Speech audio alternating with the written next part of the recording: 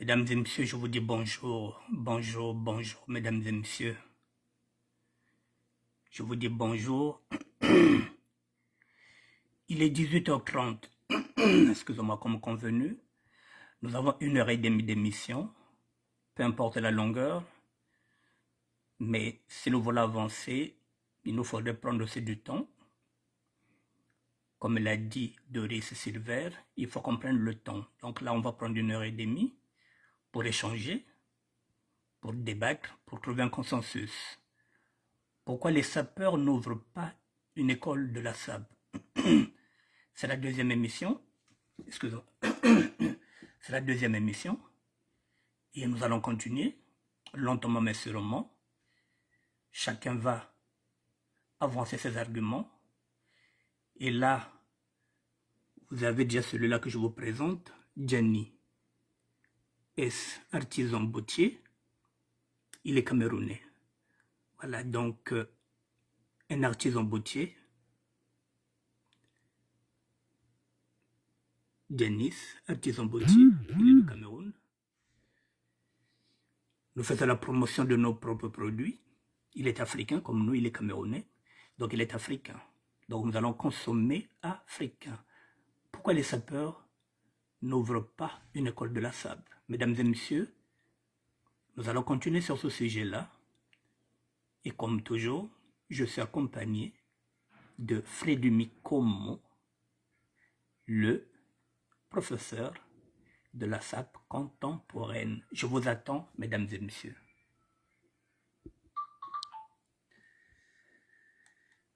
Bonsoir, bonsoir, mesdames et messieurs.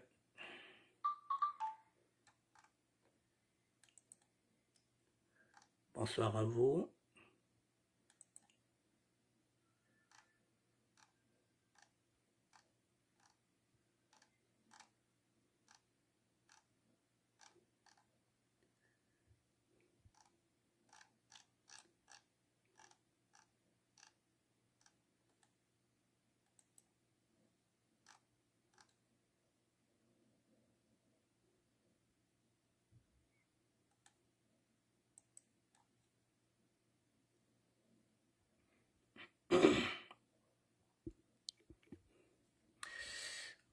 Mesdames et messieurs, n'oubliez pas Mercury Logistique.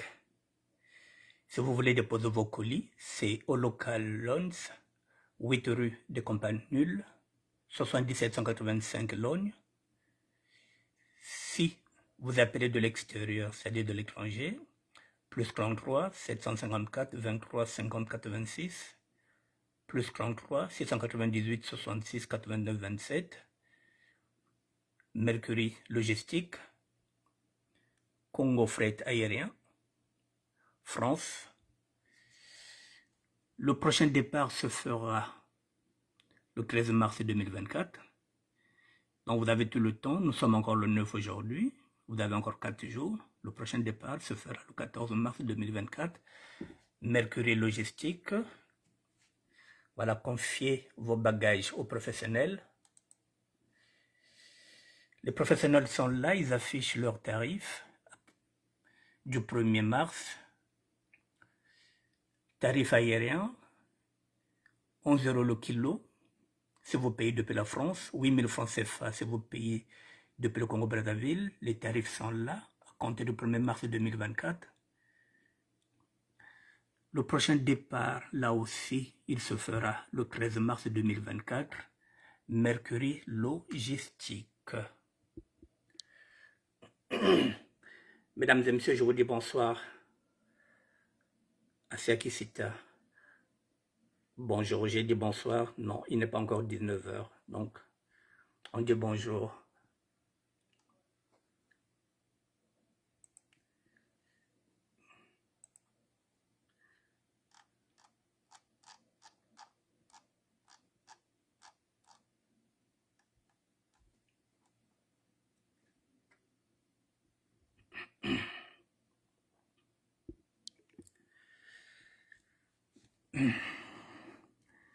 Mesdames et messieurs, nous allons faire une émission de SAP.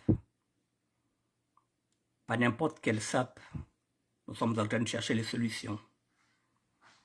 comment sortir ce mouvement du ghetto, comment capitaliser, comment optimiser, comment faire en sorte que le sapeur gagne maintenant sa vie en étant un intermittent de spectacle. C'est ce que nous sommes en train de voir. Bon, mesdames et messieurs, pourquoi les sapeurs n'ouvrent pas une école de la SAP? Nous avons déjà fait cette émission il y a quelques jours. Nous allons encore partir sur ça. Bon.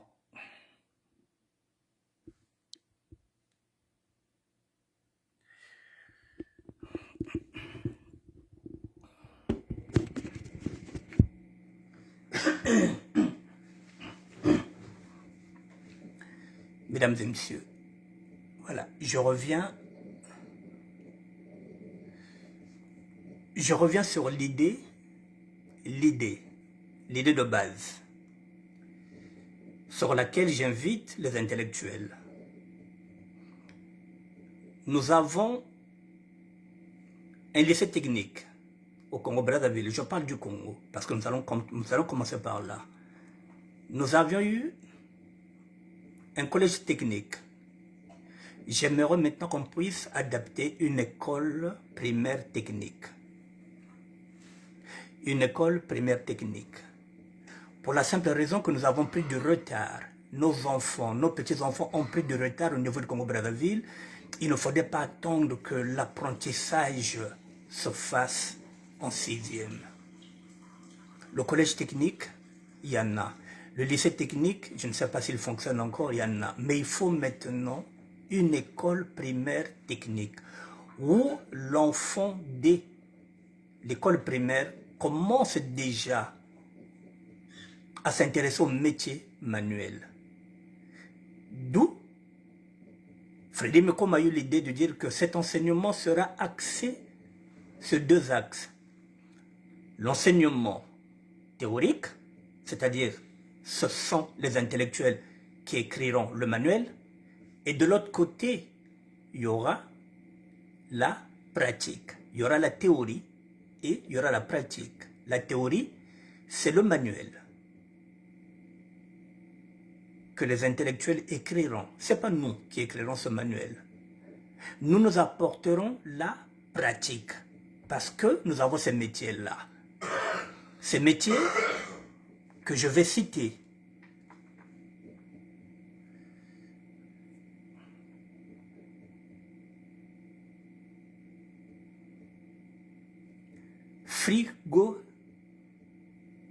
Frigoriste. Ce sont des métiers que nous, on peut apporter notre savoir aux enfants.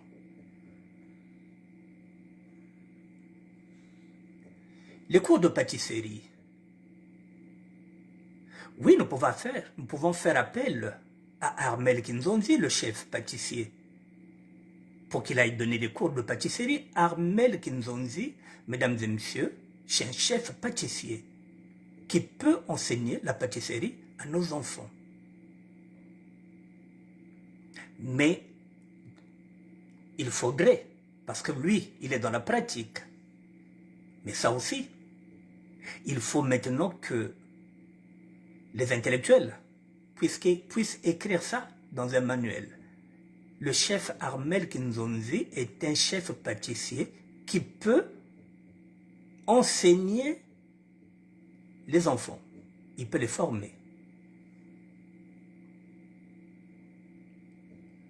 Parce que là, nous sommes en train de parler de la transmission.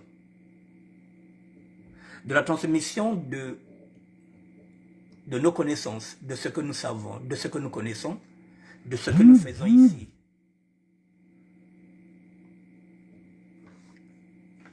On peut faire appel, mesdames et messieurs, à Roga Roga, qui est un soliste, pour venir enseigner la guitare aux enfants. Aujourd'hui, la musique, il y a des gens qui gagnent leur vie. Roga Roga gagne sa vie, mesdames et messieurs. En tant que qui? En tant que guitariste. Donc Roga Roga peut nous aider aussi dans cette tâche-là. Venir donner deux heures de cours de guitare Ce sont des métiers maintenant qu'il faut enseigner dès l'école primaire. Oui, Roga Roga peut nous aider pour venir enseigner la guitare dans les écoles primaires techniques. Je parle de la technique et les enfants vont apprendre à jouer la guitare avec comme professeur Roga Roga. C'est possible.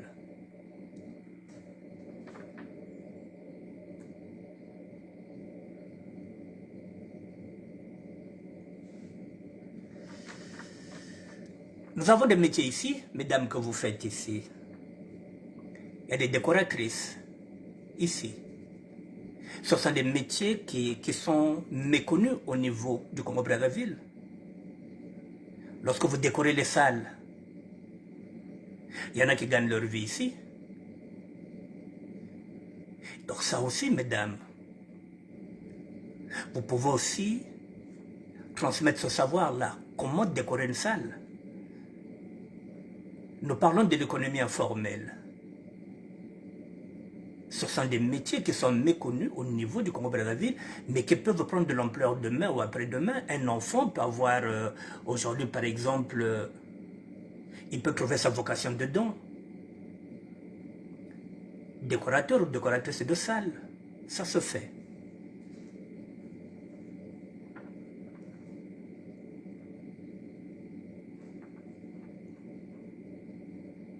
Ce sont des nouveaux statuts, hein, mesdames et messieurs, que nous sommes en train de regarder.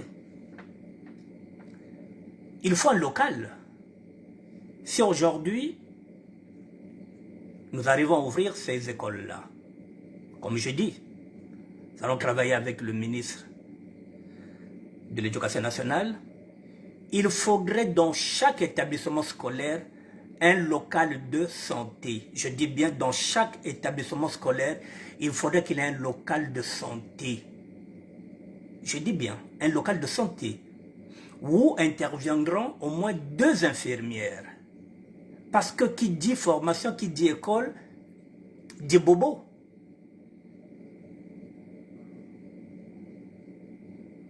Et quand il y a bobo, quand l'enfant a des migraines, ici en France, qu'est-ce qu'on fait? On appelle les parents pour qu'ils viennent chercher leurs enfants. Mais en ce moment-là, qu'est-ce qu'on fait? Nous proposons, comme nous disons, un local de santé dans chaque établissement scolaire, géré par 2 infirmières du lundi au vendredi. Ça fait déjà la création d'emplois. Donc ce sont des plein temps en CDI. Il y a 2 infirmières qui peuvent commencer du matin de 8 h jusqu'à midi. Et 2 infirmières viennent par exemple de 14 h jusqu'à 18 h. Nous sommes en train de restructurer la société, mesdames et messieurs, mais pour restructurer la société, il faut qu'il y ait aussi ce problème-là, qu'il y ait un local de santé dans chaque établissement scolaire.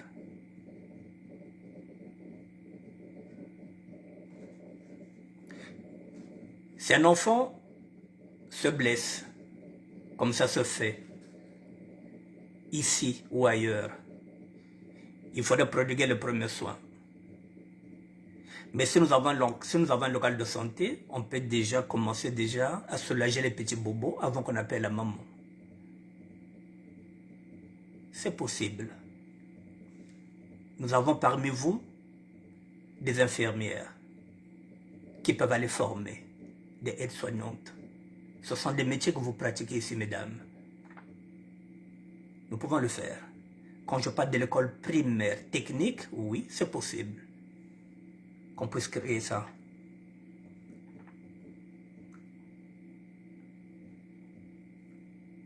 Et nous proposons aussi qu'il y ait au moins quelques brancards. 3 ou 4 brancards dans chaque établissement.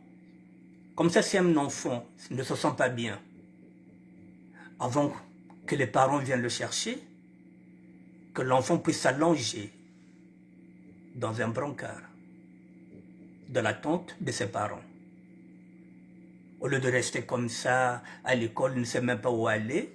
Je parle d'un local, déjà qui est là, un local de santé, géré par 2 infirmières.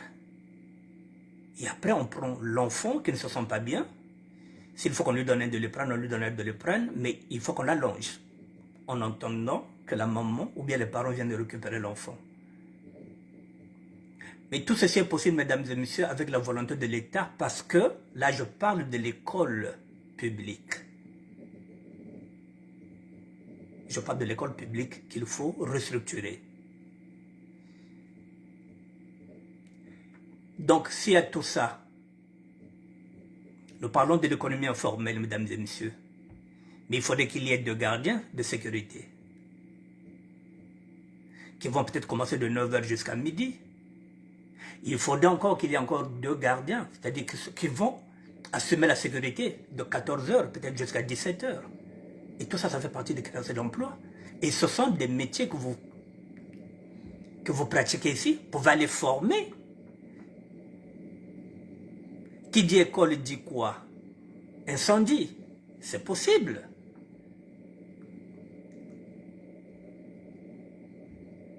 Donc tout ça, mesdames et messieurs, tous les métiers que nous exerçons ici, nous pouvons les adapter dans une école, je dis bien, primaire technique. Et dans ce cas, si nous avons des infirmières, ou bien si nous avons des aides-soignantes, si nous avons un local de santé, mesdames et messieurs, on peut commencer à former. On peut commencer à former d'autres personnes qui prendront le relais. Et ça fait partie aussi des créations des emplois.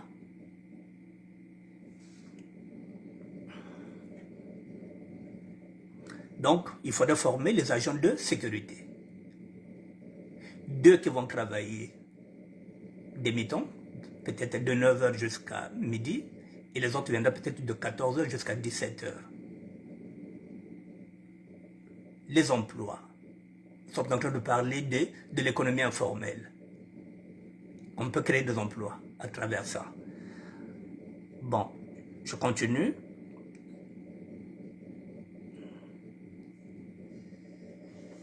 Bon, ce sont des nouveaux statuts, hein, c'est ce que nous sommes en train de dire.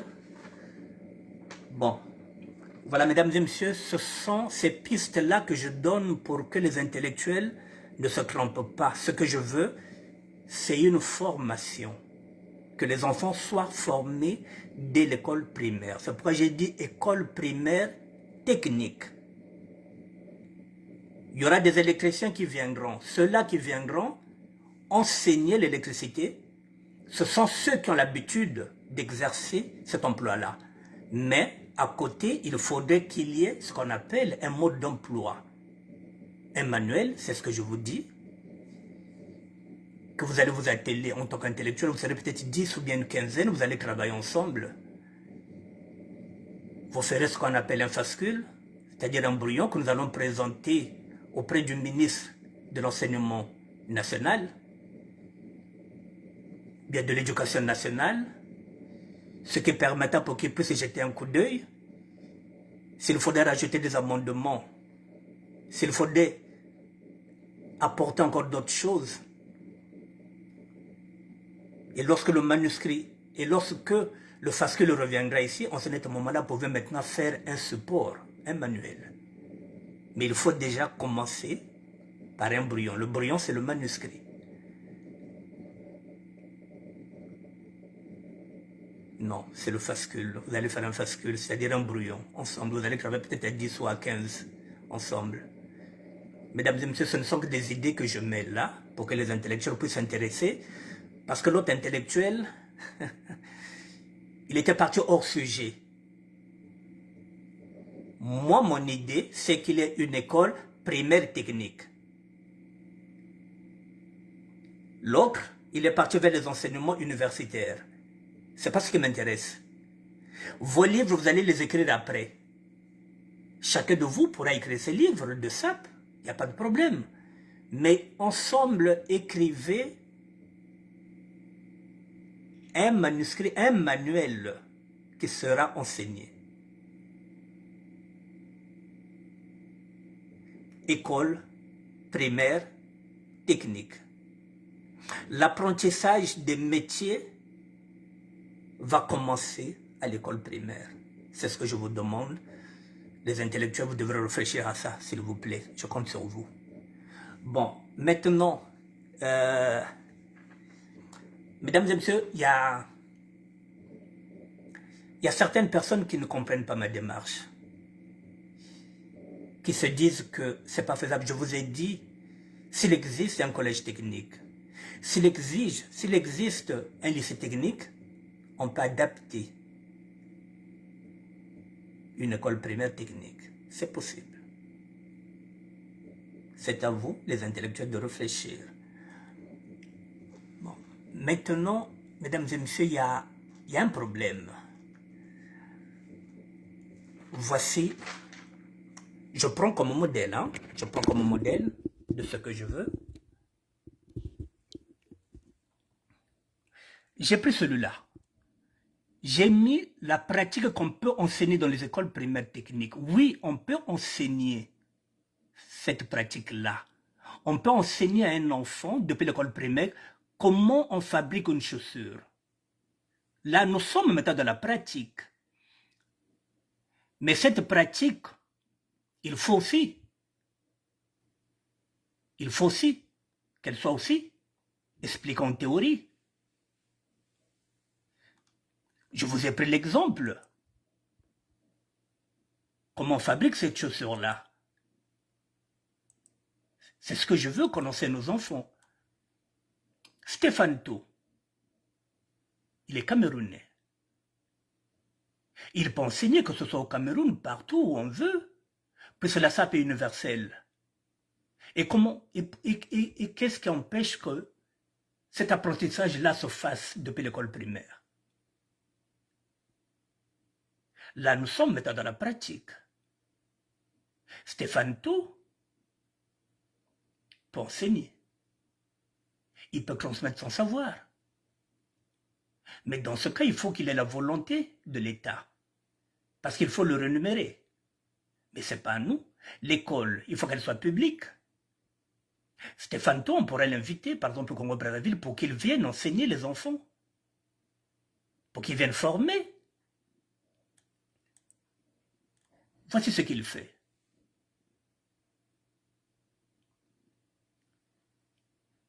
Est-ce que c'est possible qu'on enseigne ça à l'école primaire ou pas, mesdames et messieurs? L'école primaire technique, c'est-à-dire que la formation depuis l'école primaire. Je pose la question aux intellectuels. Maintenant, il faut expliquer. Il faut écrire un manuscrit pour que les jeunes puissent lire, passer de la théorie à la pratique. Deux axes. La théorie, c'est vous, les intellectuels, qui l'écrirez.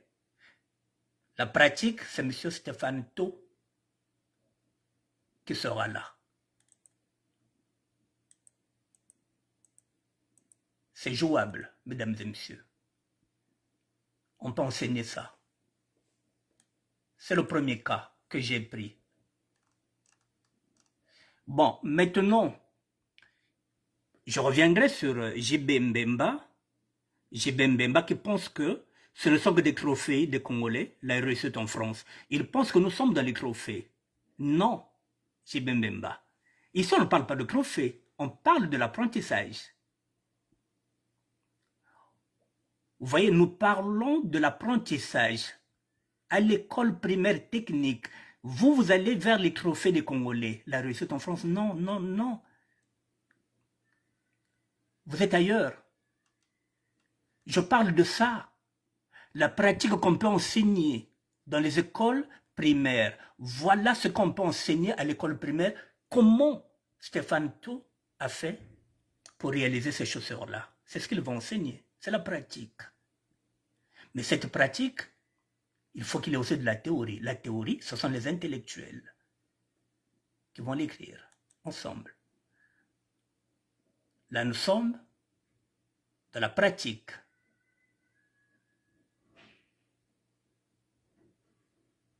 On peut enseigner ça dans les écoles primaires, techniques, la formation. Voici ce que Stéphane Tho réalise, mesdames et messieurs.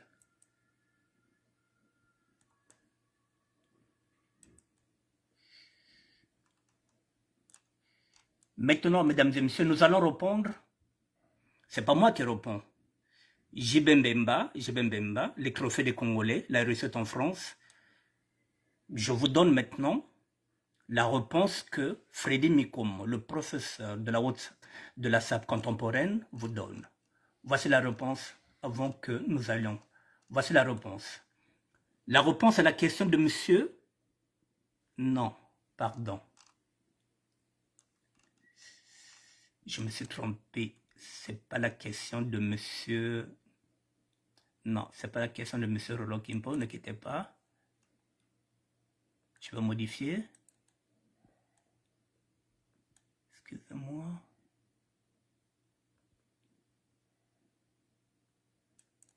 En même temps que vous.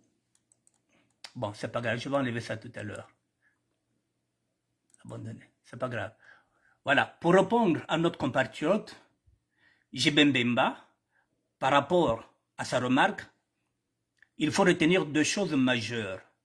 La production et la fabrication de ces chaussures au Congo-Brazzaville. La consommation de ces produits locaux par les Congolais.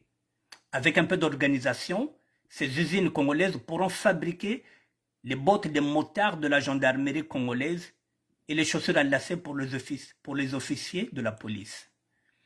Avec ces infrastructures, nous pouvons espérer à une autosuffisance vestimentaire et à l'exportation vers les autres pays de la sous-région. L'école de la SAP aura pour vocation la formation et l'emploi des jeunes Congolais. L'école de la SAP aura pour vocation la formation et l'emploi des jeunes Congolais. Et si l'on fabriquait les chaussures, voilà, et si l'on fabriquait les chaussures, les vêtements et les accessoires de mode au Congo-Brazzaville. Voilà une aubaine pour créer des centaines d'emplois au profit des jeunes Congolais. Voilà où nous en sommes, mesdames et messieurs. Ceux qui pensent que ce n'est pas possible si, ce sera une formation. L'école de la SAP aura pour vocation la formation et l'emploi des jeunes Congolais. La théorie et la pratique. Avec l'apport de l'État congolais, bien sûr, parce que nous allons exploiter les écoles publiques. Les écoles publiques.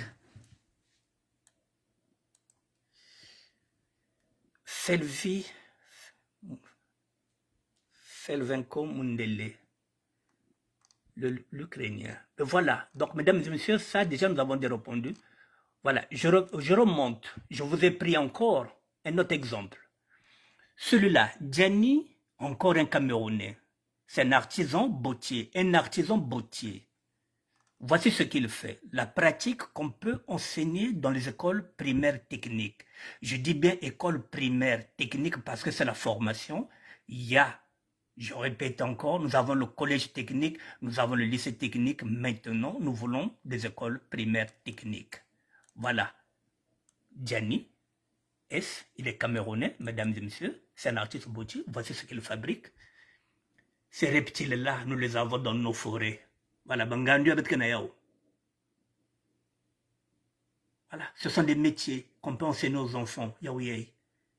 Ce sont des métiers. Voilà, nous avons ces pôles-là. Nous avons les crocodiles, nous avons les lézards.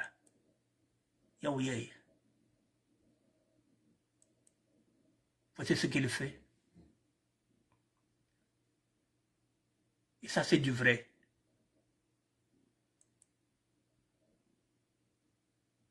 Gianni, créateur de mode. Eh oui. Gianni, créateur de mode. Ça est là. Ce qu'il fait, il peut transmettre son savoir aux jeunes. Ça est là. Et vous voyez jusqu'à combien ils vendent ça, mesdames et messieurs, pour vous dire. Article en dollars. La chaussure, 1500 € et 1500 $. Ils vendent ces chaussures-là en reptile à 1500 $, équivalent à 1320 €. Donc ça vaut le coup d'enseigner aux enfants, mesdames et messieurs. Voilà, ceinture, 300 $, vous achetez ça à 264 €. Le blouson cuir que vous avez vu là, Il coûte 4 000 $, ce qui fait 3 520 euros. Est-ce que ça, on ne peut pas gagner sa vie avec?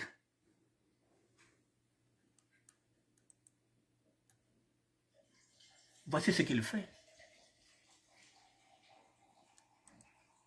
Donc on peut enseigner les enfants, mesdames et messieurs. Permettez, on peut enseigner, on peut transmettre.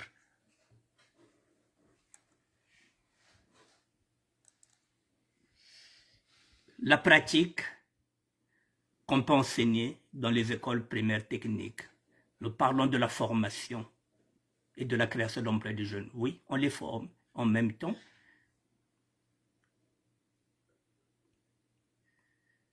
ça peut permettre aux jeunes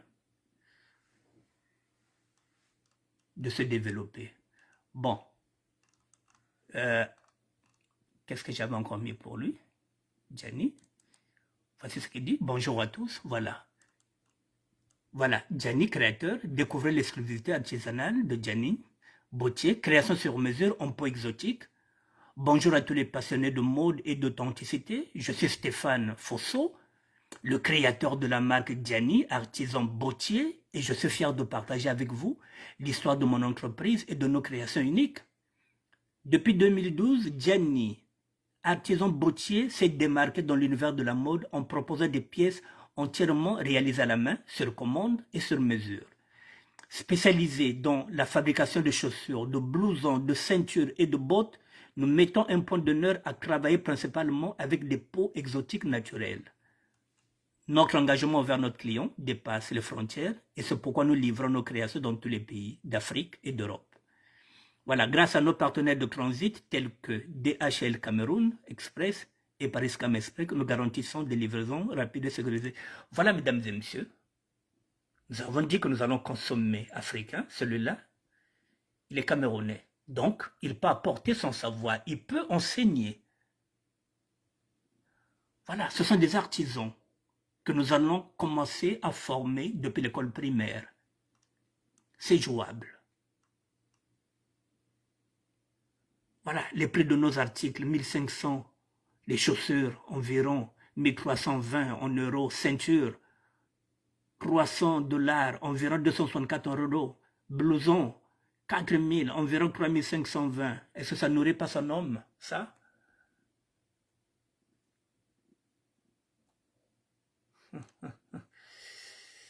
Bon, mesdames et messieurs, on s'arrête d'abord là. Est-ce que vous avez des questions? Nous avons pris 1 heure et demie pour discuter, pour échanger sur ce premier sujet. Est-ce que vous avez des questions? 06 09 76 72 09. 06 09 76 72 09. Est-ce que vous avez des questions, mesdames et messieurs?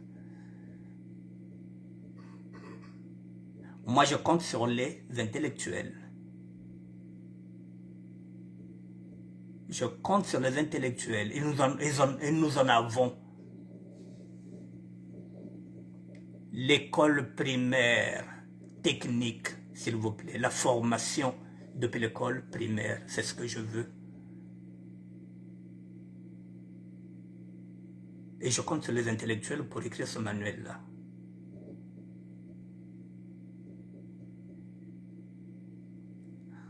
On nous taxe, on nous dit que la SAP ne fait pas de propositions, que les sapeurs ne réfléchissent pas, que les sapeurs ne proposent rien.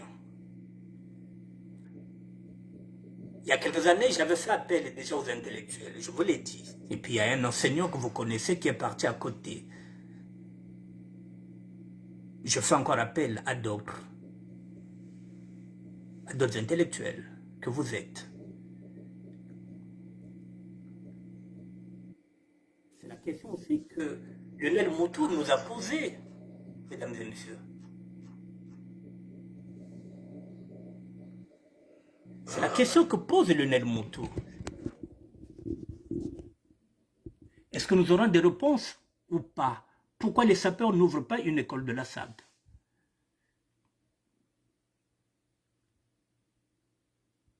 Eh bien, moi, je pense que nous sommes capables Nous n'avons pas l'argent, c'est ce que j'avais dit, pour ouvrir peut-être des écoles privées. Donc nous appelons l'État, en particulier le ministre de l'Éducation nationale, pour que ces écoles-là s'ouvrent dans les écoles primaires, en partenariat avec l'État.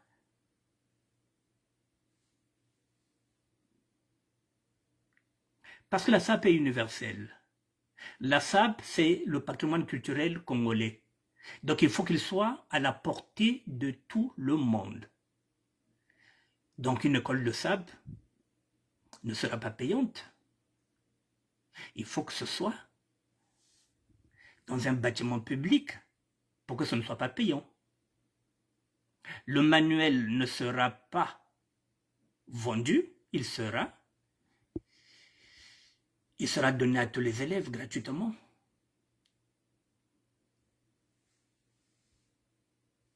Est-ce que vous avez des questions, mesdames et messieurs? Pourquoi les sapeurs n'ouvrent pas une école de la SAP? Est-ce que vous avez des questions?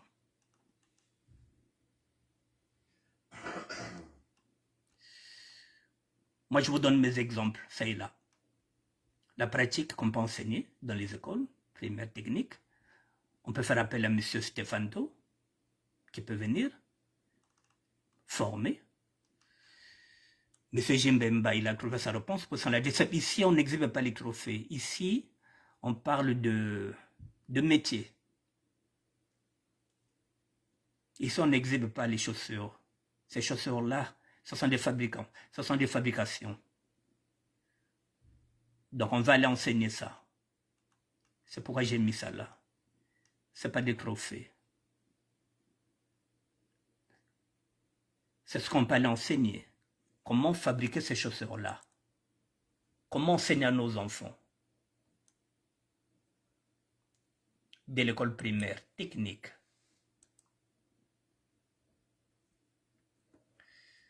Ça peut susciter d'autres vocations. Que les enfants ne seront pas des bacheliers. Mais il y en a qui pourront apprendre la cordonnerie, pour apprendre à être bottier, à être serreur professionnel, à être frigoriste, à être électricien, à être plongeur. Il faut qu'ils apprennent tous les métiers. La coiffure, la couture. Dès qu'il arrive en 6e, il a déjà au moins 6 années de formation déjà. Je vous attends. Est-ce que vous avez des questions, mesdames et messieurs? Là, nous avons un artisan bottier. Denis. Artisan bottier, il est camerounais. C'est une pratique qu'on peut enseigner. Là, nous sommes plus dans la théorie, nous sommes dans la pratique. Est-ce que vous avez des questions? S'il n'y a pas, je change et je passe au deuxième sujet. Bon. Ah, niveau d'anda, butala waze, jamais ben ka intervenir, bo intervenir gati, kalu saga ga intervention. Mais pour le coin de kono le P. Comment ça? Que le P. Vous intervenez. Bon, ok. Je vais y aller sur le deuxième sujet puisque le premier, vous ne voulez pas, vous ne répondez pas.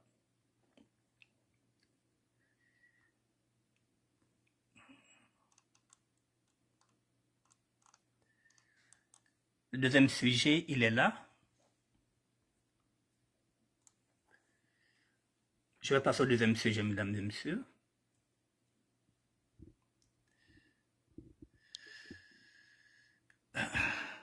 En rapport toujours avec la SAP. Bon. Là, c'est M. Roland Kimpo qui a intervenu sur... M. Roland Kimpo a intervenu par rapport à ça. Pourquoi ces femmes s'habillent toutes comme les hommes? Partage ton savoir, mais c'est ce que tu fais souvent. Hein. C'est ce que tu dis, partage ton savoir. Donc, c'est ce que tout le monde doit partager son savoir. C'est ce que tu as l'habitude de dire. Voilà. Pourquoi ces femmes s'habillent toutes comme les hommes? Les femmes ont plus de diversité d'habillement que les hommes. C'est trop facile de porter des costumes et des nœuds papillons et crier sur tous les toits qu'elles sont des sapeuses. C'est mon point de vue. Monsieur Roland Kimpo, voilà, merci pour votre intervention parce que nous, ça nous donne un sujet, moi et Frédéric Mikomo, le professeur de la SAP contemporaine, ça nous donne un sujet pour travailler. C'est une bonne question et nous allons répondre. Voilà, je répète votre question, monsieur Roland Kimpo. Pourquoi ces femmes s'habillent toutes comme les hommes? Les femmes ont plus de diversité d'habillement que les hommes. C'est trop facile de porter des costumes et des nœuds papillons et crier sur tous les toits qu'elles sont des sapeuses. C'est mon point de vue. Nous acceptons votre point de vue et nous allons répondre. Bon. C'était par rapport à ces femmes-là que j'avais publié.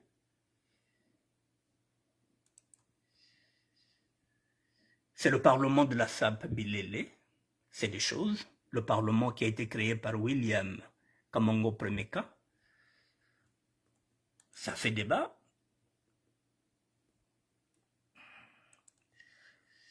Bon.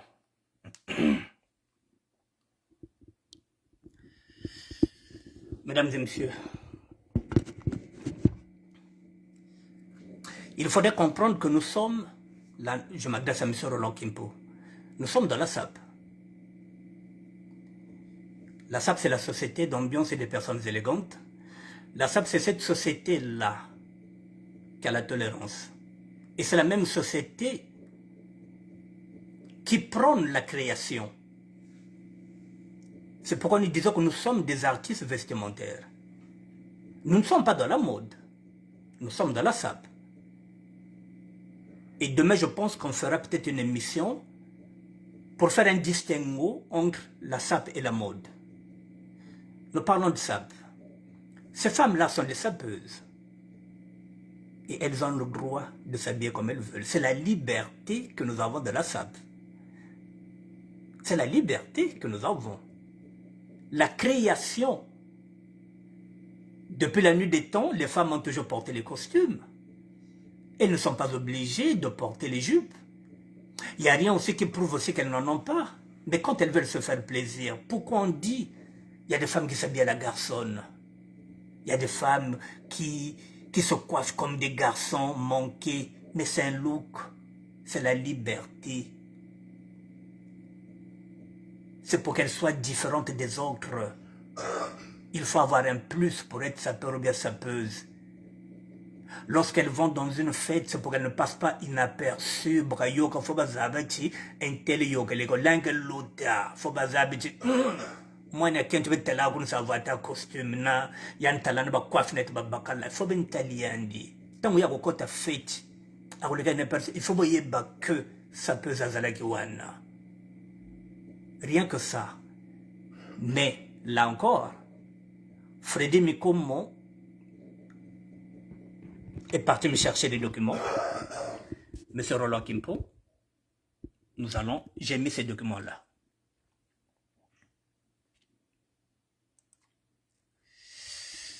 Monsieur Roland Kimpo, la naissance de la rébellion vestimentaire.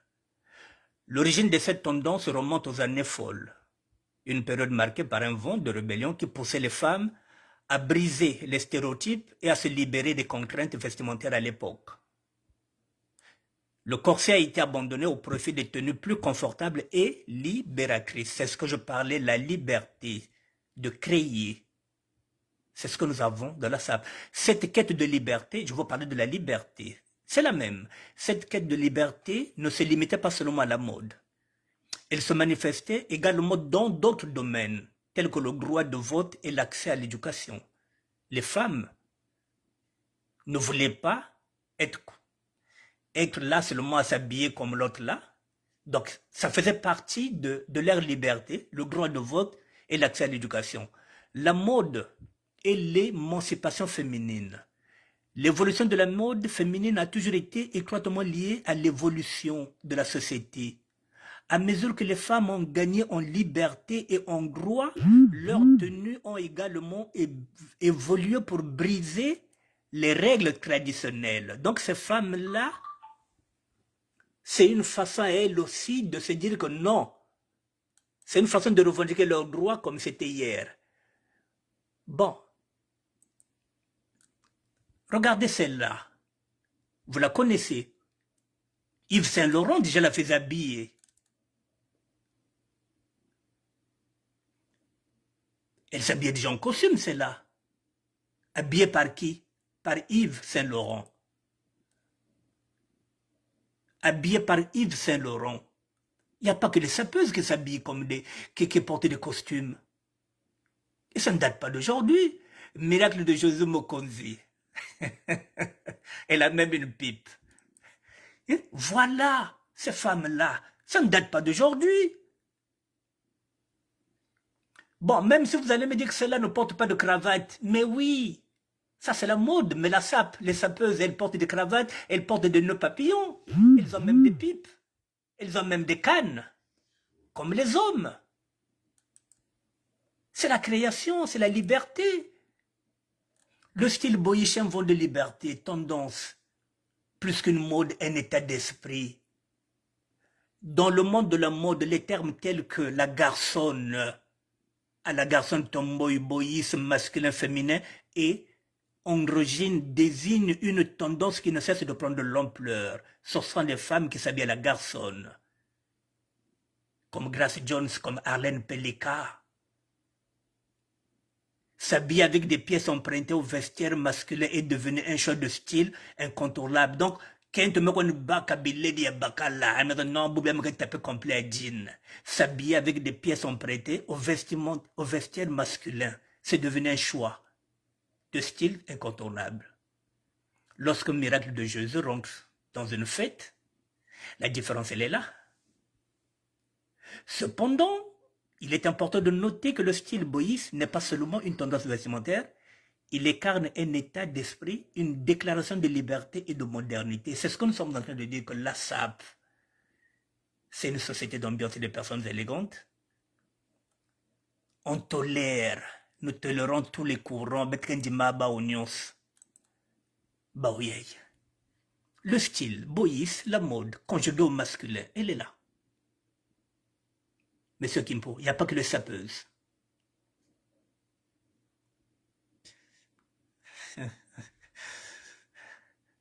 Il n'y a pas que les sapeuses. Voilà, la mode, elle est là. La garçonne. Étymologie. La femme et les années 20. Depuis les années 20, elle s'habillait déjà en costume. Hein. Ça ne date pas d'aujourd'hui. Hein. Voilà. La garçonne. Substantif féminin. Jeune adolescente aux formes encore non féminines. Ou bien jeune fille ou femme qui revendique ou prend les allures et libertés d'un garçon. Voilà. Ces femmes-là revendiquent de prendre des allures et libertés d'un garçon. Ce qu'on appelle garçon manqué. Ou bien la garçonne. Voilà. Le terme même de garçonne apparu sur la plume de Joris Card Yosman en 1880 déjà. On les appelait des garçons nés. N'a été popularisé en 1922 qu'avec le roman éponyme de Victor Marguerite. La garçonne est ainsi devenue l'objet littéraire symbolique des années. Voilà, donc il y a... faut laisser les sapeuses tranquilles. Voilà, ça y est là, depuis 1920. Voilà. Ça y est là, la mode au service de la libération de la femme. La femme est libre maintenant de porter ce qu'elle veut. Il ne faut pas seulement qu'elle porte les jupes, ou bien les pagnes comme hier. Elles sont libres aujourd'hui de choisir ce qu'elles veulent porter. C'est un état d'esprit. Et les sapeuses l'ont compris. Voilà. Surgit alors le mythe de la superwoman dans les années 80. Une silhouette imposante aux épaules carrées. Voilà, ce sont des femmes qui font même la muscule, aux jambes effacées, aux jambes interminables. Voilà, dans les années 80, on assiste à l'inverse à une féminisation du vestiaire masculin, notamment avec l'arrivée d'Eddie Slimane Chedjor. On continue. Voici, dans les années 30 déjà, l'actrice Marlène Dietrich incarne tour à tour la femme fatale et la garçonne. Elle a introduit le costume d'homme à Hollywood. Ça y est là. Les années 30 déjà, ça y est là. Marlène Dietrich. Le croquis, il est là. Dans le Big Bakken, tu as ma voiture à la garçonne. En 1966, Yves Saint Laurent crée le smoking pour femmes. Initialement, un vêtement d'homme réservé aux fumoirs. L'ensemble se compose d'un pantalon et non plus d'une jupe. En pleine émancipation féminine, les femmes piochent dans les références masculines et portent des jeans. La femme dispose de son corps librement avec la loi Simone Veil en 1975, donc la femme peut porter ce qu'elle veut. Avec la loi Simone Veil. Depuis 1975, la femme porte ce qu'elle veut. C'est la loi qui a été votée par Simone Veil en 1975. Nous, on ne les critique pas. L'histoire de Moïse, de la garçonne à la Super One. Voilà, ça est là. Depuis les années 1920. Les voilà.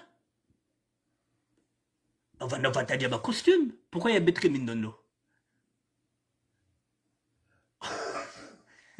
Pourquoi quand c'est des sapeuses, il y a beaucoup de Mindono? Ah, Baswana, c'est de Basé Bakongoana.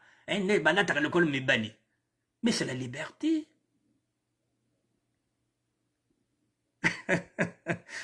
C'est la liberté.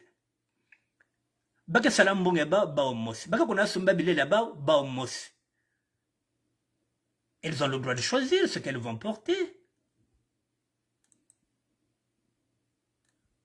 Pourquoi, M. Roland Kimpo, on revient sur votre question.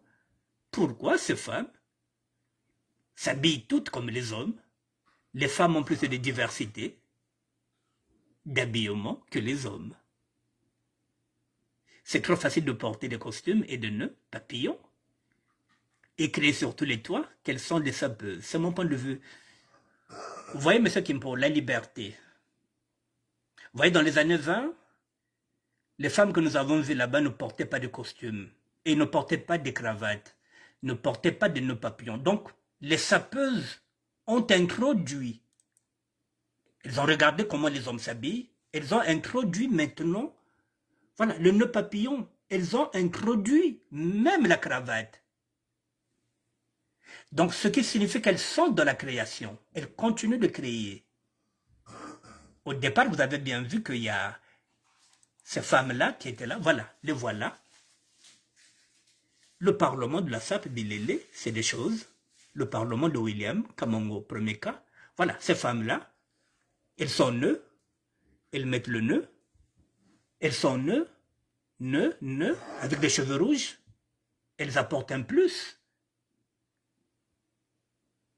Ce sont des conseillères, ce sont des artistes vestimentaires. Elles créent, elles sont dans la création. Nous, elles nous font plaisir. Elles nous font plaisir. Vous voyez, mais là, ces femmes-là, à l'époque, il n'y avait pas de cravate, il n'y avait pas de nœud. Ben, me faire évoluer le mouvement. Non, celle-là, il y avait déjà une cravate, oui. Celle-là, il y avait déjà une cravate, oui, ok.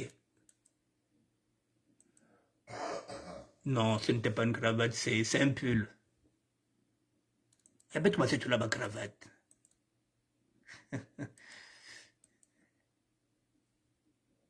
Oui, ça, c'est une cravate. Voilà, il y a bête-moi, c'est tout là-bas, nœud.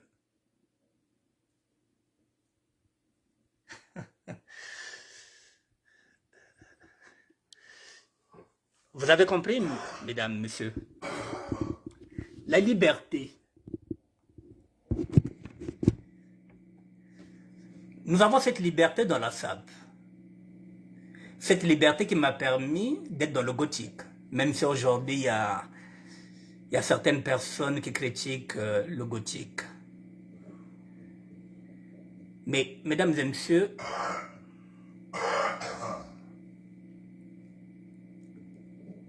cette liberté m'a permis, moi, de côtoyer le mouvement grunge et le mouvement punk. Ce qui m'a permis maintenant d'aller dans le mouvement des gothiques. C'est la liberté que nous avons de la SAP, d'aller voir ailleurs. Nous sommes des artistes vestimentaires, nous sommes de la création, nous n'avons pas de limite, nous. Nous ne sommes pas dans la mode. Et demain, nous ferons une émission. Si demain j'ai le temps, nous ferons une émission parce que il faudrait qu'on puisse déterminer quelle est la différence entre la mode et la SAP. Demain, je pense que nous aurons ce débat-là. Quelle est la différence entre la mode et la SAP? Nous avons connu la SAP. Nous avons brillé dans la SAP. Nous avons connu la mode. Depuis la nuit des temps. C'est incontestable. Nous sommes venus en France parce qu'on était attirés par la mode. Et après,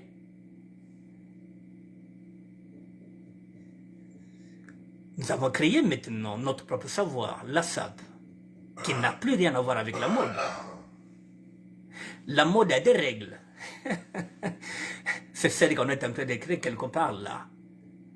Nous, les règles, non, on les a déréglées.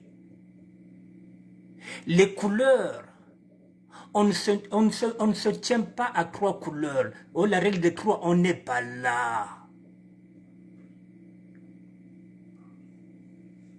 La règle de 3, on n'est pas là. Oh non, non, on n'est pas là, nous. Les règles, on les a déréglées. Nous sommes capables de porter 5 couleurs, 6 même. Le plus important, c'est de savoir les marier. C'est tout. Les règles, c'est pour les novices.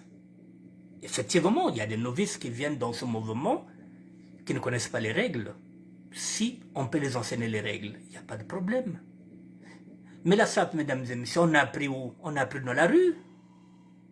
On a appris avec les grands, nous ne sommes pas partis à une école. Mais la mode, il y a une école de mode qui est là. On peut aller apprendre la mode. Mais la SAP, qui va dire qu'il va nous enseigner la SAP? C'est-à-dire, on enseigne la mode, pas la SAP. La SAP, nous l'avons connue dans la rue, nous avons connu les mines. Omer Belbis. Ceux qui n'ont pas connu ça, ils peuvent croire aujourd'hui qu'ils peuvent enseigner la SAP. Mais nous, on ne nous a pas enseigné. On nous a appris. Bareglina, bagro laksa becha, non petit lenga bat pantalon funge tourna yai, bet mokulu na yao dans la rue. C'est pas aujourd'hui qu'on va nous enseigner la SAP. C'est comme si aujourd'hui vous parlez du rap, mais le rap, les jeunes qui ont commencé le rap, ils ont commencé ça dans les cités, ils ne sont pas partis dans les écoles de rap. Le basket qui se joue là-bas aux États-Unis, c'est pas dans les écoles, c'est dans les cités qu'ils ont appris. La SAP met me qui en Angela. Baya et batme la kisi beta SAP. Badaro kinko. Petit coup de bac pantalon, il connaît bac chemise na sega bébel. Et c'est comme ça qu'on a appris. Bon couleur ya il voit tia ou vena l'autre là. Fonge vitenga tout le rouge. Mais c'était déjà des règles, même si elles n'étaient pas écrites. Il nous a appris le tissu.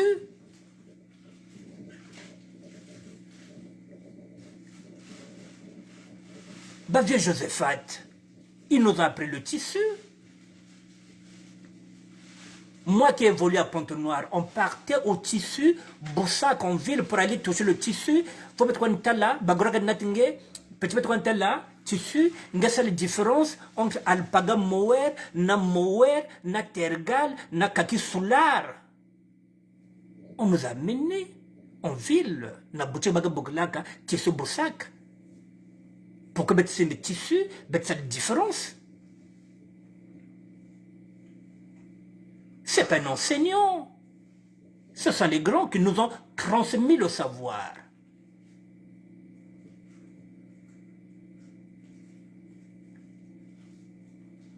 Aujourd'hui, on parle d'école de la SAP. On ne dit pas que nous allons enseigner les codes. On ne va pas enseigner les règles. Parce que ça peur, on a besoin de règles nouvelles. On a besoin de règles. Mais ce qu'on veut enseigner, on dit une école de sabre. C'est ce que nous, les sapeurs, ce que nous sommes devenus. Ben, métier qu'on a béto. Oh. Là où le politique a échoué, là où l'église a échoué, nous les sapeurs, la plupart du temps, nous sommes en Europe. La plupart du temps, nous sommes parisiens. Nous sommes un métier. Est-ce qu'on peut transmettre notre savoir en tant que sapeur? C'est la question qu'on pose. Pourquoi les sapeurs n'ouvrent pas les écoles? Non, nous, on n'ouvre pas les écoles. Les écoles sont là déjà. Les écoles publiques, elles sont là déjà. Peut-être que l'État, si on peut nous donner quelques bâtiments pour qu'on ramène des outils, pour qu'il y ait une formation. École à Sapinina. Parce que les enfants ne vont pas reproduire ce que nous avons fait. Nous n'allons pas leur enseigner les patinages artistiques.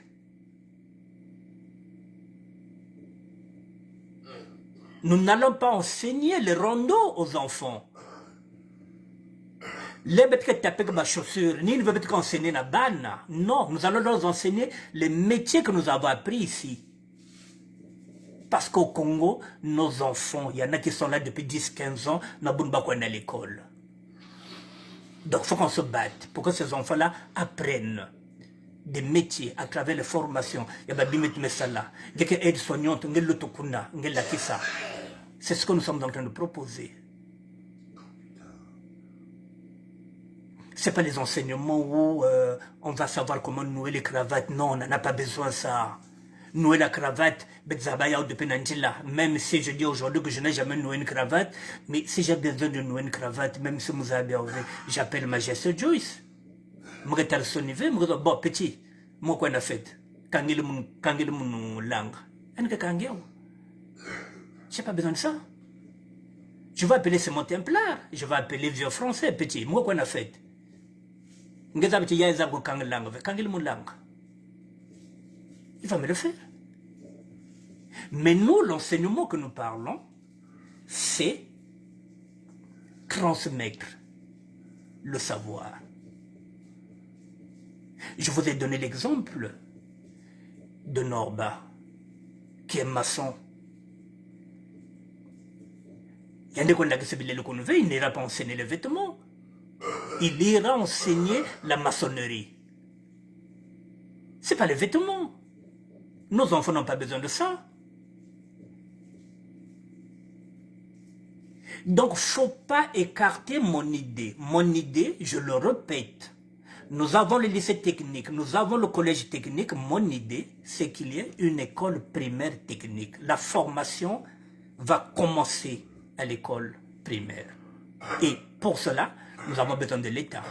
Que l'État nous donne les possibilités d'aller enseigner. Mesdames et messieurs, je vais encore dire quelque chose pour que vous compreniez. Moi, je le dis, je suis chanteur. Je le dis encore, je suis chanteur.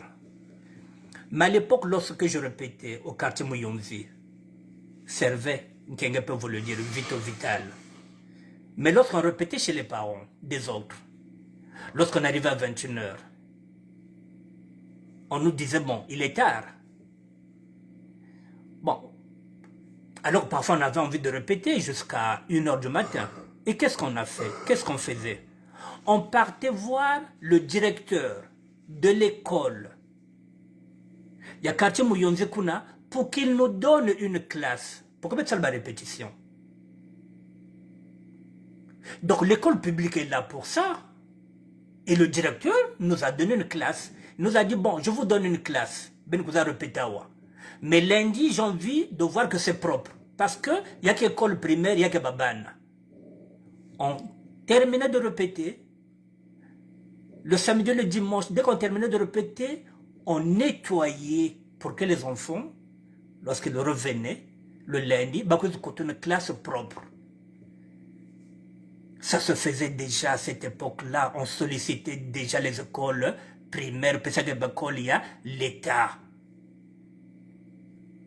Encore à Pointe-Noire, toujours en tant que chanteur, il y a orchestre, Chakara, la joie. On a rond-point, il y a l'autre là, il y a Roy. Mais on répétait à l'école là, il y a primaire, il y a Roy.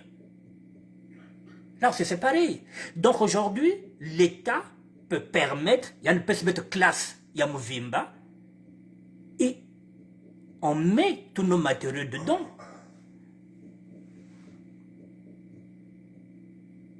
Tous nos matériaux dedans. Les casques pour apprendre aux jeunes filles.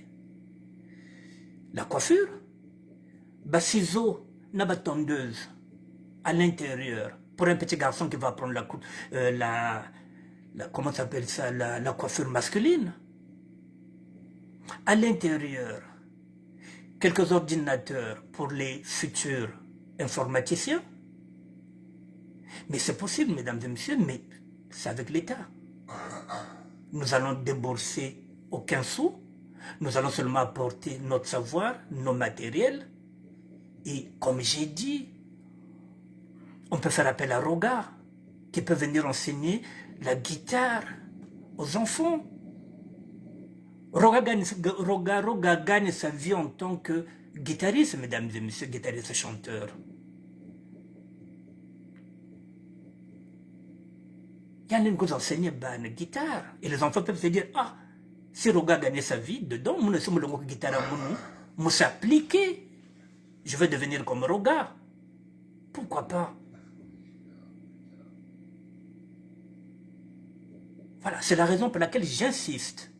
Donc, la sape que nous parlons là, c'est pas la sape des vêtements, mesdames et messieurs. C'est la sape de production. Nous voulons produire. Et pour produire, eh bien,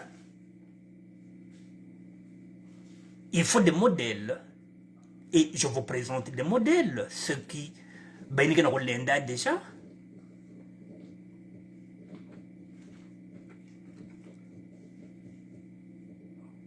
Je vous présente ceux qui sont en train de se battre.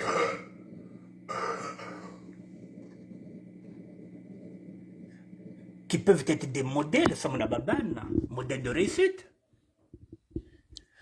Bonsoir Patricia Banzouzi. Je vous présente celui-là. Je vais y aller sur sa page. Celui-là, mesdames et messieurs, il s'appelle Bobo Gigi. Mais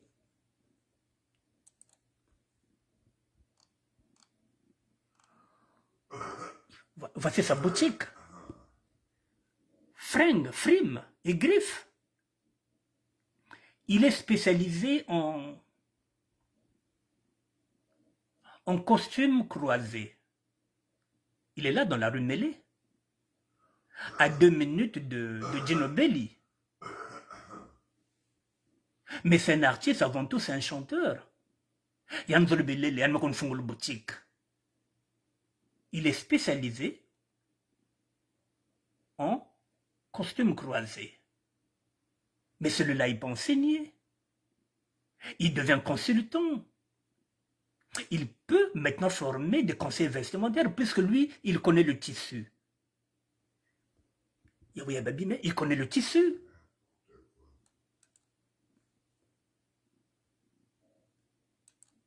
Ça y est là. Mais ce fringue, il est là.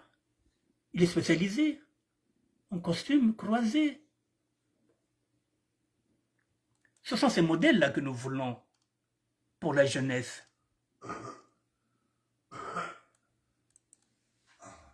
Voici ces modèles. Et ça, c'est depuis 2016. Moi, j'ai l'habitude d'aller le voir dans sa boutique. Celui-là, il connaît le tissu. Il peut nous le dire. Voilà, là, vous voyez là, Monsieur F. Fring est avec G, l'Italien Stefano, après les efforts à l'usine pour la nouvelle collection de fringues. Voici, voilà. Donc, il est parti chercher un Italien qui va l'aider à faire une nouvelle collection. Lorsqu'on parle d'un département, et cet Italien-là peut descendre maintenant au Congo-Brazzaville aussi, pour former les jeunes avec celui-là. Mais la formation doit commencer à l'école primaire. Il est là. ce garçon-là. C'est le patron de cette boutique. C'est de cette sape-là que je parle. Celle qui produit. Celle qui va former les jeunes.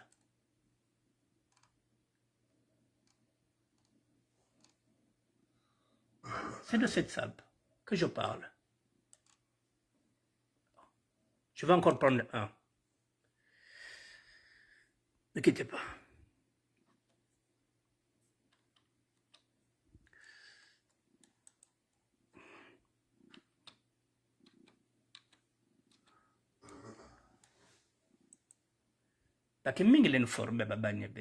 Voilà, il est là.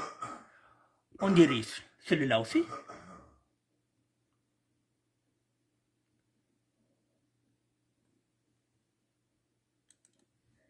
Vous voyez celui-là, il a une boutique. On dirige. On dirige.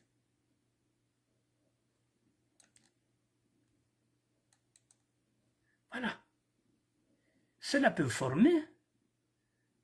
Ils peuvent former les conseillers vestimentaires. C'est de cette sape-là que je parle. Celle qui produit. La sape que prône Bachelor. La sape économique. C'est pas peut-être qu'on s'en matin la naïne V.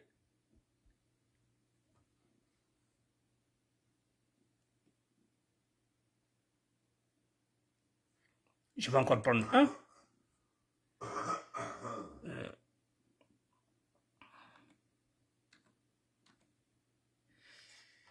Celui-là, c'est un neveu. Il n'y a que moi, bête.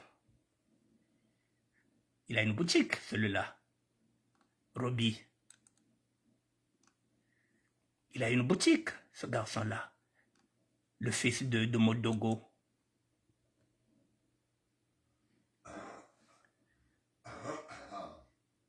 Il peut devenir un consultant puisqu'il a une boutique. Toujours dans la rue Mêlée. Il peut aller former les conseillers vestimentaires. Donc, nous avons des atouts. Mais tout ça, il faut l'expliquer. Mais pour l'expliquer, ensemble avec vous,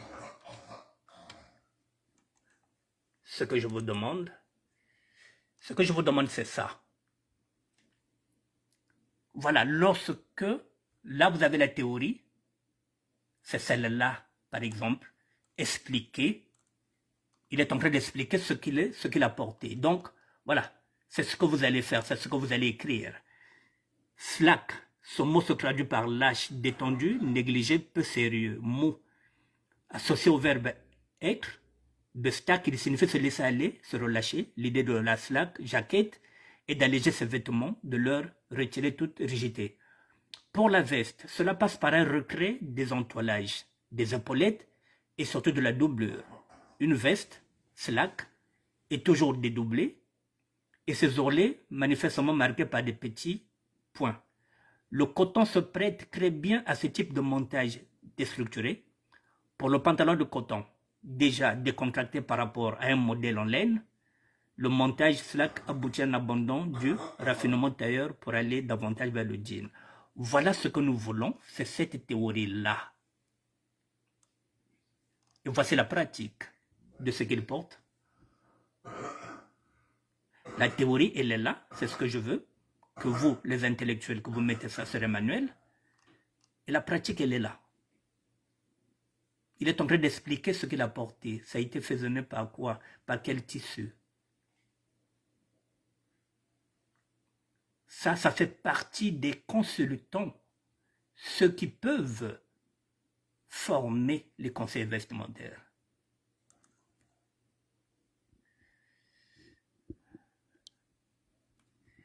Mesdames et messieurs, il me reste 15 minutes. Est-ce que vous avez des questions? Est-ce que j'arrive à vous faire gober l'idée ou pas que c'est possible de créer une école de SAP?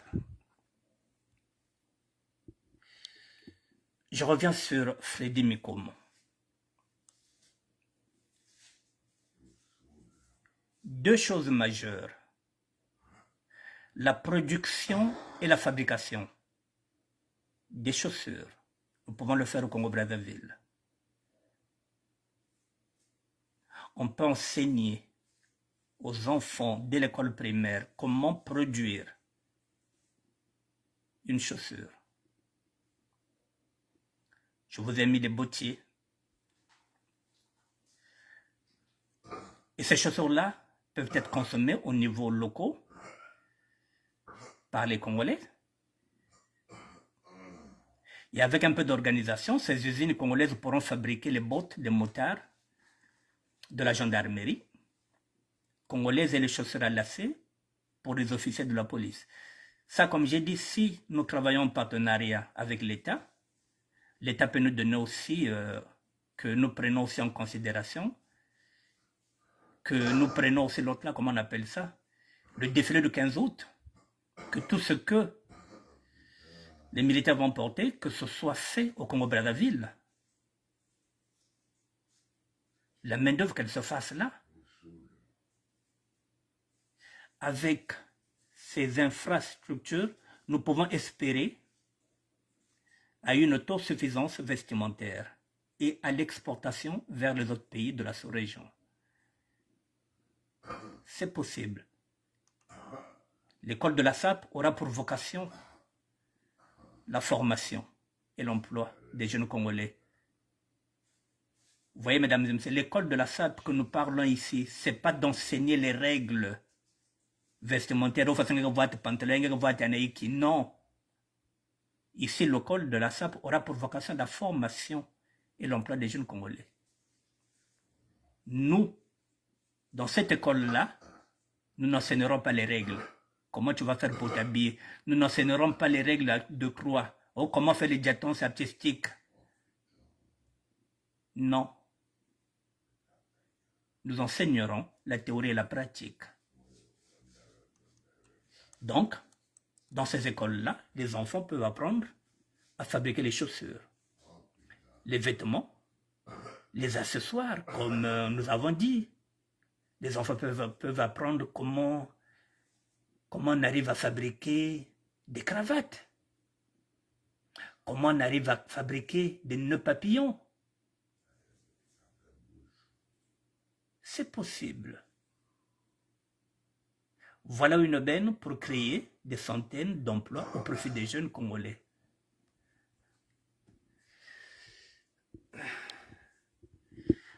Mesdames et messieurs, j'ai fini. Je ne sais pas si vous avez des questions. Voilà, vous avez compris que la SAP que nous parlons, nous, c'est pas celle où on exhibe les trophées, on nombre 50 pères, maintenant niveau zandavé. Je le dis et je le répète. L'État congolais a failli. L'Église catholique dont je fais partie a failli. Il n'y a plus de valeur. Il n'y a plus rien. Nous qui sommes en Europe, nous les sapeurs, qui sommes avant tout citoyens, qu'est-ce que nous pouvons apporter comme plus-value à notre beau pays, le Congo? En quoi nous, les sapeurs et les sapeurs, nous pouvons être utiles à ce Congo qui est le nôtre? Eh bien, l'école de SAP, qui aura comme vocation la formation et l'emploi des jeunes. Que chacun de nous, mesdames et messieurs, puisse, comment on le dit, transmettre son savoir. Il faut que chacun de nous transmette son savoir. Et pour cela, il nous faut un partenariat avec l'État, c'est-à-dire le ministre de l'Éducation nationale. Pourquoi peut-être réquisitionner ma classe?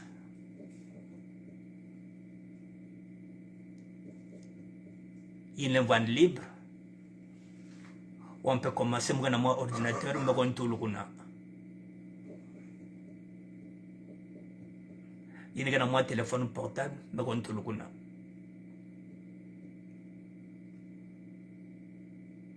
C'est possible.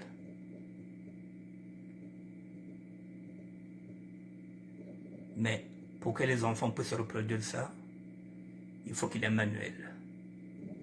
Manuel Banen Ketsanigio.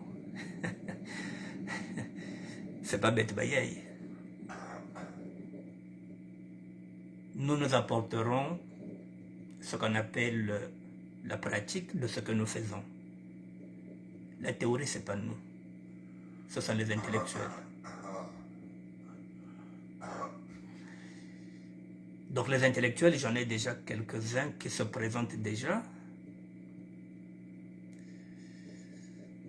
Ça bouge. Il y a quelques intellectuels qui sont déjà intéressés. Peut-être la semaine prochaine, je vous dirai lesquels. Ce sont ceux-là qui vont réfléchir. Si vous n'écrivez pas ce manuel, qui va le faire?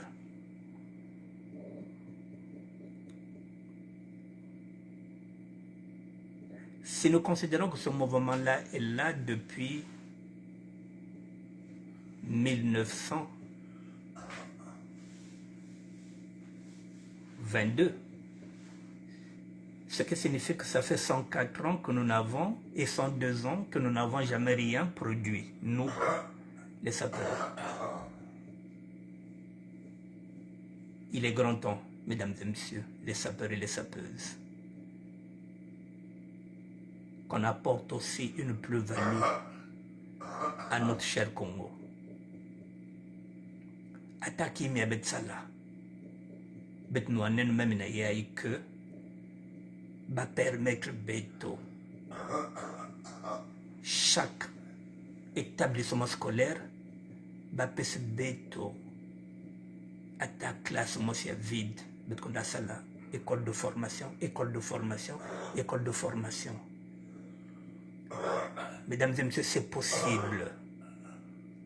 Avec le ministre de l'Éducation nationale, c'est possible d'incorporer 2 heures de cours de formation par jour. 2 heures. Lundi, il peut y avoir 2 heures de cours de formation de plomberie. Mardi, il peut y avoir 2 heures de cours de formation d'électricité. Mercredi, il peut y avoir 2 heures de cours de formation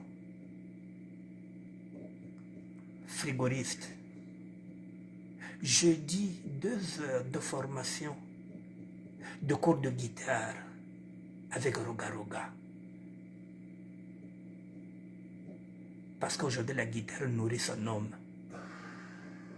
Ce n'est plus à négliger. Il y a des musique, et vendredi, mesdames et messieurs, il peut y avoir 2 heures de cours de pâtisserie avec le chef Armel Kinzonzi. Peut-être un métier à Mingi. Peut-être un plombier à Oua. Peut-être un soudeur à Oua. Et les jeunes qui sont là-bas aussi, il y en a aussi, Bazabe Bimina. Les bêtes que vous trouvez dans Poutou, Bakabak relais. Il y a des jeunes au Congo là-bas qui font les mêmes métiers. Donc, quand vous allez revenir ici, parce que vous êtes en Europe, les jeunes qui sont au Congo vont prendre le relais. Ils vont prendre le relais. C'est jouable. Mesdames et messieurs, j'ai fini.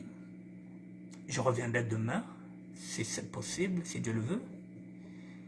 Et demain, mesdames et messieurs, je donne le thème, hein, si ça ne bouscule pas. Quelle est la différence entre la SAP et la mode? Je vous laisse réfléchir déjà. Quelle est la différence entre la SAP et la mode? Parce que là, on dit quoi? On va aller faire une école de SAP, pas de mode. Hein? C'est une école de SAP. Hein? L'école de la SAP, c'est ce que nous avons dit, c'est la formation et l'emploi des jeunes. Mais l'école de mode, c'est pas pareil. L'école de mode, c'est vraiment quelle est la mode. Or que nous, ici, l'école de la SAP aura comme vocation la formation et l'emploi des jeunes. Ça, c'est l'école de la SAP.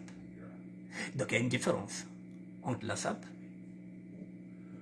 qui veut prendre comme vocation formation, emploi des jeunes, et la mode, qui est là dans le textile, qui ne cesse de créer la mode. Mais nous, la SAP, s'il y a une école, ce sera pour la formation et l'emploi des jeunes. Donc, demain, si Dieu le veut, nous allons essayer de débattre sur ça. Quelle est la différence entre la SAP et la mode? Et pour parler aussi de la SAP et de la mode, il faudrait qu'on parle des origines de la SAP. À quand remonte la SAP? Quelles sont les origines de la SAP? Demain, mesdames et messieurs, oui, il faut aborder la question. À quand remontent les origines de la SAP? Et là aussi, si nous avons des historiens, demain il faudrait que vous interveniez.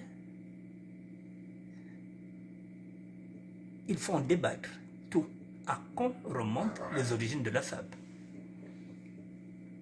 Parce que jusque-là, nous n'avons jamais eu un consensus. Nous, on se dit 1922 avec Matsuwa. Il y en a qui nous disent que avant Matsuwa, même si le mot SAP n'existait pas, il faut qu'on en parle. Il faut qu'on arrive à remonter réellement les origines de la SAP. Et la différence entre la SAP et la mode. Je vous dis bonsoir, mesdames et messieurs. Merci d'être là. C'est François Wapécho, qui est une de Aurélie de Paulaise. Je vous dis bonsoir, mesdames et messieurs. Demain, nous avons deux thèmes. À quand remontent les origines de la SAP? Quelle est la différence entre la SAP et la mode? Merci, mesdames et messieurs. À demain.